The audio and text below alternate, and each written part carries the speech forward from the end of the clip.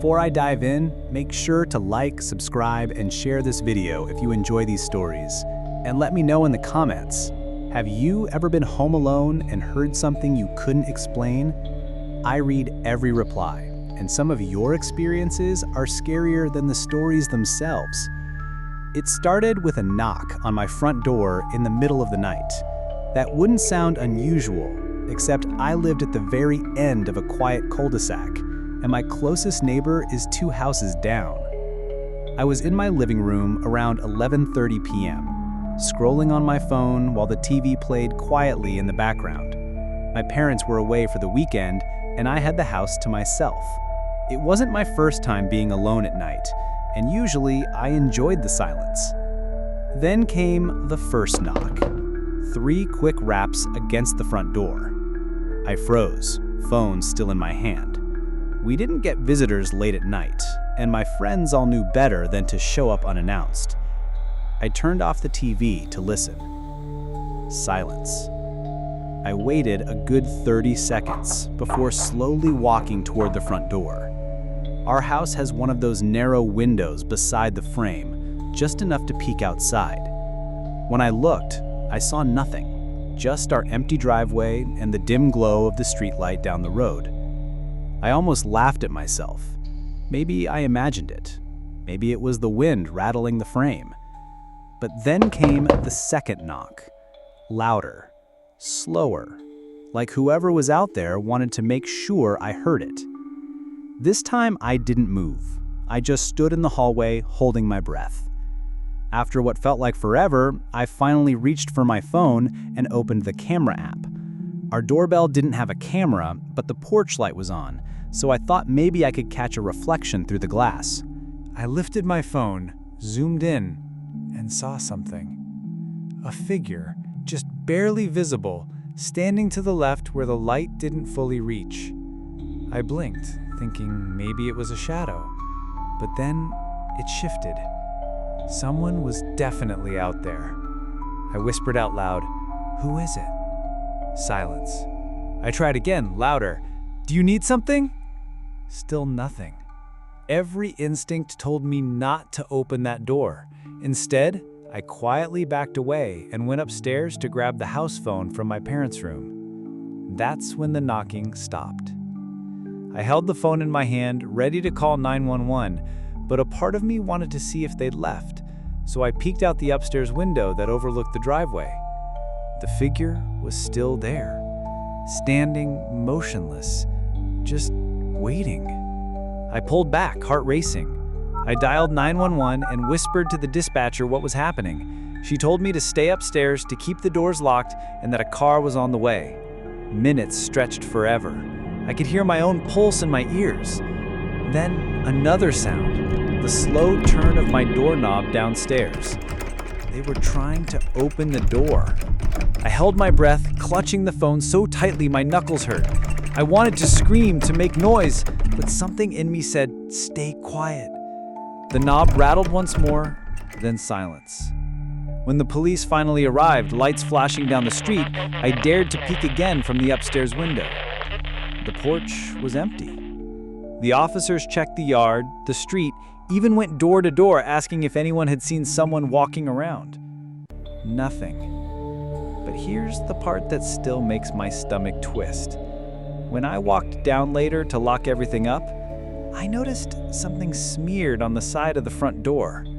A faint handprint, muddy, pressed low, almost at the bottom of the frame, like someone had crouched there, waiting. And that's the night I realized not every knock at the door is from a neighbor. Standing outside, staring in at me. It was a Saturday night, and I was home alone while my parents were visiting family out of town. I had settled in with a bag of chips, watching YouTube on the living room TV, when I caught something out of the corner of my eye. Our living room has 2 large windows that face the backyard. We don't usually close the blinds unless we want extra privacy. Normally, it doesn't bother me.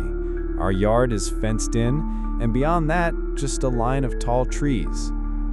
But in the reflection of the TV screen, I thought I saw movement outside, like a shadow shifting near the glass. I turned my head immediately, heart skipping, but saw nothing. Just darkness and the faint outline of the trees in the distance. I shook it off and went back to my video. 10 minutes later, I felt it again, that creeping sense that I was being watched. And when I looked this time, I saw him. A man standing at the very edge of the yard, motionless, his body half hidden behind the tree line. I remember sitting, frozen, potato chips still in my hand. He wasn't moving toward the house. He wasn't waving or making a sound. He was just standing there, facing the windows. I scrambled to grab my phone, turned on the camera and tried to zoom in, but by the time I did, he was gone. I told myself maybe it was my imagination, maybe a shadow tricked me. But a part of me knew I wasn't imagining that shape. I shut the blinds, trying to shake it off, but that's when I heard the sound. A faint tapping on the glass. I stood up so fast the chips spilled everywhere. My throat went dry. The tapping stopped at the moment I moved, like whoever or whatever it was knew I had noticed. I slowly crept forward, careful not to make a sound, and lifted the corner of the blind just enough to peek outside. He was there, closer this time, standing just a few feet from the window. I couldn't see his face clearly in the dark, but I could make out a baseball cap pulled low and the faint gleam of his eyes reflecting the porch light. I slammed the blind shut, ran upstairs, and locked myself in my room. My hands shook as I dialed 911. The dispatcher stayed on the line with me, asking questions while an officer was sent to the house. Every creak in the walls made me flinch. When I finally heard the knock at the front door and the call of police, I nearly collapsed with relief. The officers searched the yard, the driveway, even beyond the fence line. They found no footprints, no sign of forced entry, nothing. But when I went back to the living room later, I noticed something that the officers didn't. On the window pane, just below the blind, were two faint smudges. Handprints. That night taught me one thing. Sometimes you don't realize you're being watched until it's too late. What would you do if you looked outside and saw someone standing in your yard staring at you?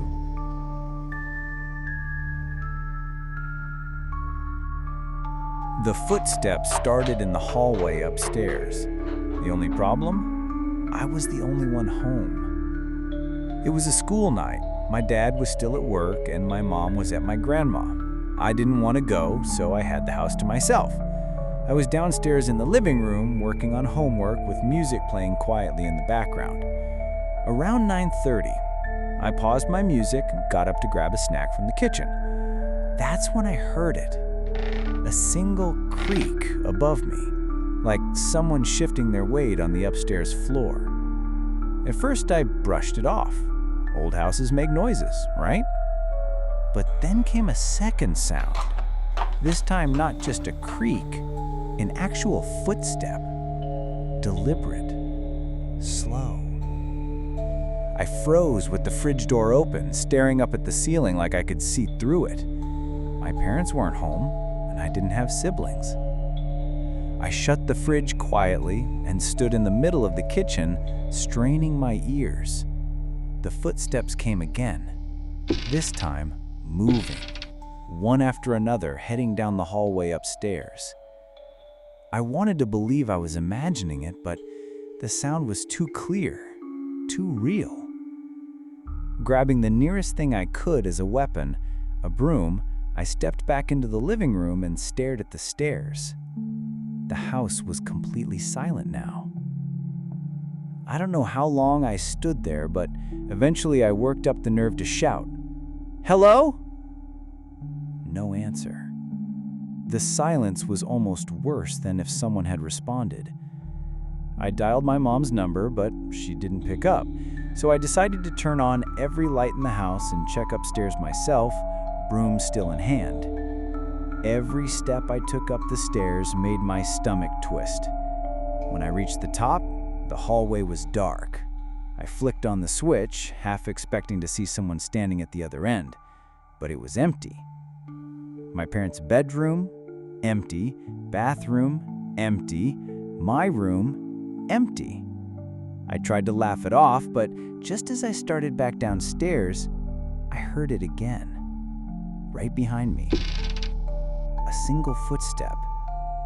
I spun around so fast I nearly lost my balance, broom raised, heart pounding out of my chest.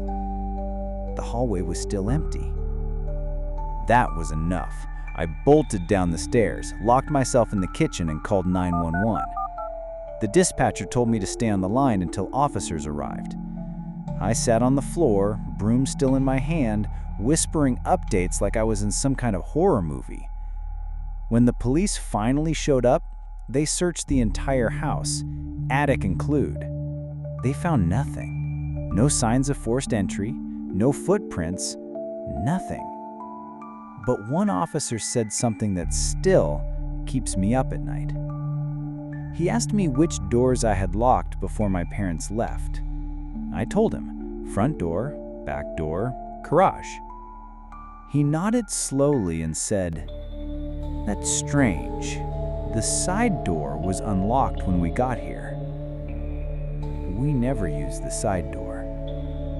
That night convinced me that sometimes the noises you hear at home aren't just the house settling.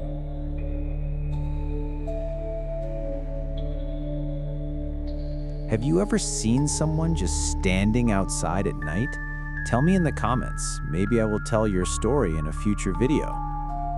At first, I thought it was just a shadow from the streetlight, but when it moved, I realized there was someone standing at the very end of my driveway. It was late one summer evening, and I had just gotten home from work. I was 25 at the time, and I was living with my brother. I parked my car, shut the engine off, and sat there scrolling on my phone for a couple of minutes before heading inside. The house sat back a little from the road, with a long driveway lit only by one streetlight at the end. As I stepped out of the car, I noticed something unusual. At the edge of the driveway, just beyond the reach of the light, stood a tall figure. I froze with my keys still in my hand. My first thought was that it was a neighbor out for a walk, but they weren't moving, just standing there, facing me. Hey? I called out, trying to sound casual. No response. I fumbled to unlock the door and slipped inside, locking it quickly behind me. My heart was already racing, but I tried to calm myself down. Maybe it was just a random person passing by. Maybe they'd be gone in a few minutes. But curiosity got the better of me. I peeked through the upstairs window, the one that overlooked the driveway. He was still there, same spot, same stance, just watching. I backed away from the window, trying to convince myself it wasn't as creepy as it felt. But then I heard it. The sound of footsteps crunching against the gravel. Slow, deliberate, getting closer. I crept downstairs, trying not to make noise, and crouched by the front window. Through the gap in the curtain, I saw him halfway up the driveway now. He was tall, wearing dark clothes, and his face was hidden under a hood. I whispered to myself, "Nope, not dealing with this," and grabbed the phone to call 911. The dispatcher asked me to stay calm and describe what I was seeing. I was whispering into the phone, crouched on the floor, when the sound stopped. I dared another peek. The driveway was empty. The dispatcher stayed on the line until the police arrived. They checked the yard, the street, even the woods nearby. Nothing. One of the officers suggested maybe it was just someone passing through, that they must have left before they got there.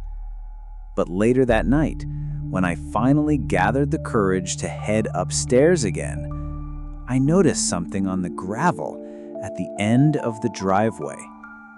Footprints, clear as day, stopping just short of the streetlight, as if whoever it was had been standing there, waiting long before I noticed. If this story gave you chills, make sure to like, subscribe, and share it with someone who enjoys creepy tales. And in the comments, tell me, what would you have done if you saw someone just standing at the end of your driveway?